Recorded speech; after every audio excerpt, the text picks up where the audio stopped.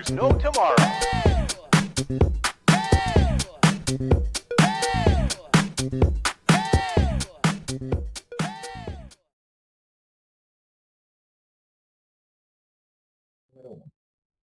El ejercicio número 1 nos presenta un gráfico de variables nominales, en este caso univariable. Este, digamos, puede ser el gráfico más sencillo. Esta es una variable cualitativa, que es en este caso el sexo.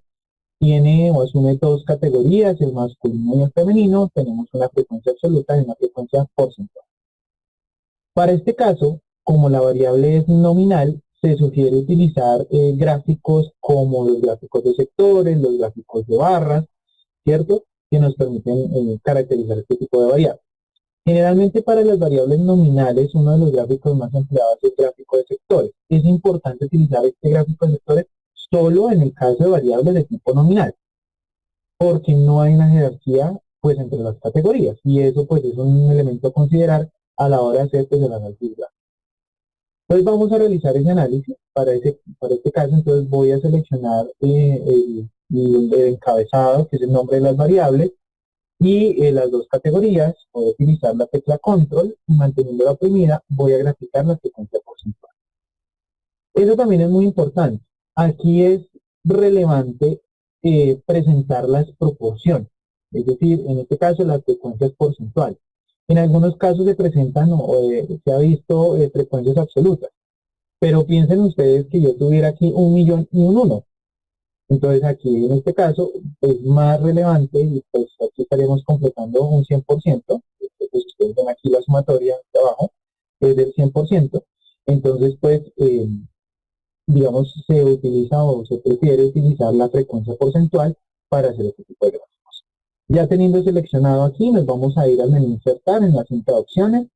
Podemos optar por esta función que dice gráficos recomendados, y tendríamos nuestro diagrama circular o gráfico de sectores, que representa nuestro primer gráfico ya pues realizado en el contexto de nuestra investigación.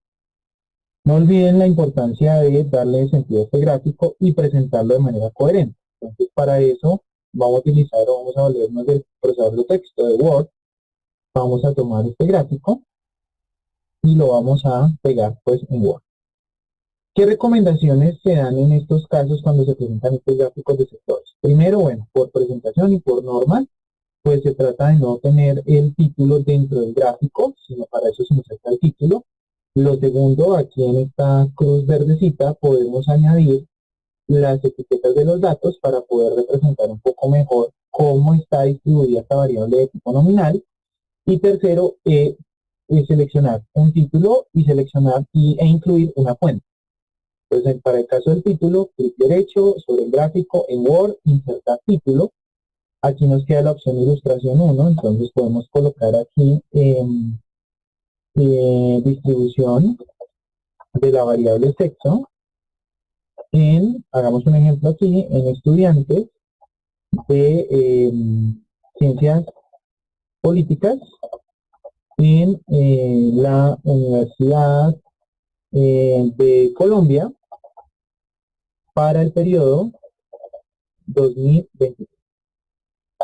Entonces, noten los elementos que acabo de incluir. Bueno, aquí ustedes pueden seleccionar si lo quieren arriba, si lo quieren abajo, dependiendo pues, de la norma, lo que ustedes hayan, digamos, vayan a presentar su resultado.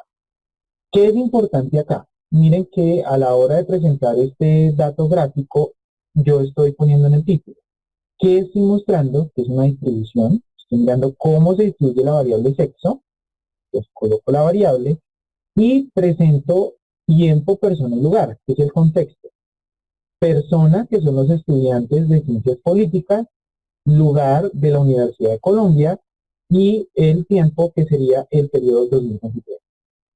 Esos elementos, a la hora de colocar un título, de ponerlo en nuestro gráfico, nos van a permitir ser asertivos en la comunicación de la investigación.